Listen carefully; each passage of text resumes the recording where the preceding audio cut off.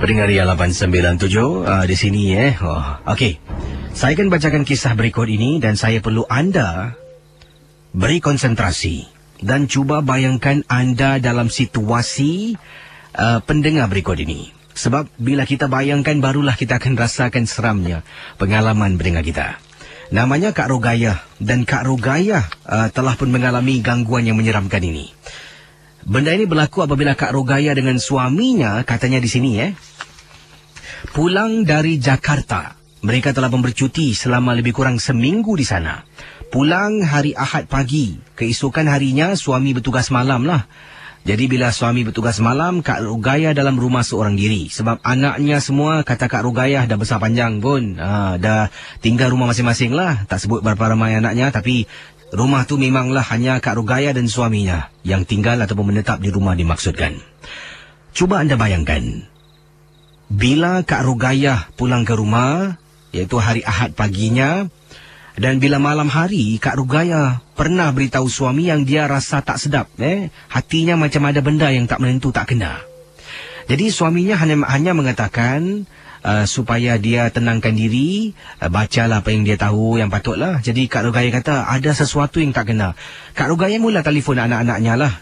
Telefon anak pertama, anak kedua dan sebagainya. Dia cuma kata dia telefon anak-anaknya, tanya khabar. Takut-takut anaknya dalam keadaan berbahaya, tak nak beritahu, tak nak berkongsi, takutlah ibunya susah hati. Jadi semua dia telefon, kata Kak Rogayah, semua anak saya okey, tak ada masalah, tak ada apa-apa pun. Yang perlu saya tahulah yang mencemaskan.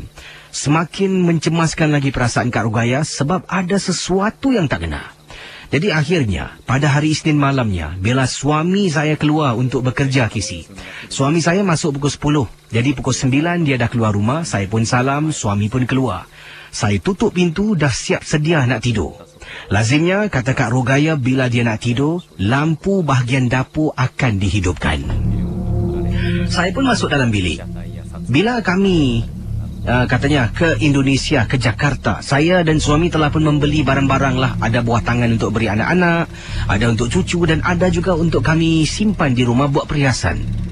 Jadi akan saya sentuh tentang perkara itu sebentar nanti, Kisi. Malam hari, Kisi, 12:30 malam, Kisi, saya terbangun. Kisi nak tahu kenapa? Sebab dalam bilik saya terasa amat panas. Jadi saya bangun kerana panas. Saya tengok alat pendingin hawa saya hidup, masih berfungsi. Jadi saya cuba rendahkan suhu supaya lagi sejuk. Apabila saya pejamkan mata sekali lagi, wah, baru terasa sejuk, Kisi. Jadi baru nak nyenyak tidur, saya dengar sesuatu benda bergerak dalam rumah seolah-olah orang bertapak. Saya tarik selimut saya. Dalam bilik yang gelap, betul-betul di penjuru bilik saya, Kisi nak tahu saya nampak apa? Saya nampak seorang wanita kurus kering. Tangannya halus, badan kurus kering, rambut panjang tutup muka dia tunduk sambil tangan buka seolah-olah macam kepak. Dan tangan kiri kanan dapat saya lihat walaupun sekejap tapi menyeramkan. Benda tu menari-nari, joget, Kisi, kiri kanan. Bila saya nampak, astagfirullahalazim, Kisi, saya tarik selimut, saya pejamkan mata, dapat rasa, Kisi, benda tu bertapak kiri kanan. Saya cuba tidur, lelapkan mata tapi tak boleh, Kisi. Rasa saya semakin takut. Saya beranikan diri, saya keluar dari arah katil ke satu lagi keluar kawasan ni, iaitu saya tidur sebelah kiri, saya keluar daripada katil sebelah kanan, buka pintu, terus tak nak pandang belakang.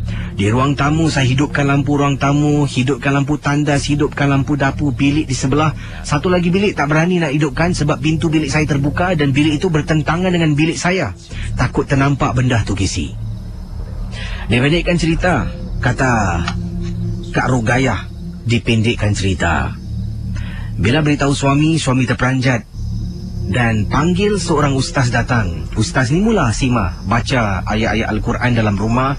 Dan kata ustaz tu, ada tak barang-barang yang awak beli ke, simpan ke? Periksa. Suami saya ada beli, Kisi, patung wayang kulit dari Indonesia. Mungkin, kata ustaz tersebut, patung tu bukan kosong, ada berisi. Maksudnya tu adalah dihidupkan ketika permainan wayang kulit. Dinasihatkan kalau boleh jangan simpan objek-objek yang cukup sifatnya oleh ustaz tersebut. Anak patung, gambar-gambar, patung yang macam ni, wayang kulit, buang sajalah. Itulah pengalaman dari Kak Rugaya dalam rumahnya. Terima kasih dan selamat tengah malam, Casey. Okey. Kan saya ni bercerita sambil saya baca, kadang-kadang ada part saya tengok, saya cuba bayangkan serambit dalam bilik benda tu kurus kering, tangan dia buka kepak tu, dia joget seolah-olah macam joget apa tak tahulah, mungkin joget ramuang. Tapi dalam bilik yang gelap, dalam keadaan macam tu jadi kata ustaz tu, tak tahulah, tak sebut nama ustaz apa, tidak digalakkanlah kalau boleh janganlah simpan patung-patung dalam. Ini SMS saya terima ni daripada Kak Julizah. Kata Kak Julizah, Casey, ini bukan nama sebenar, ini nama samaran.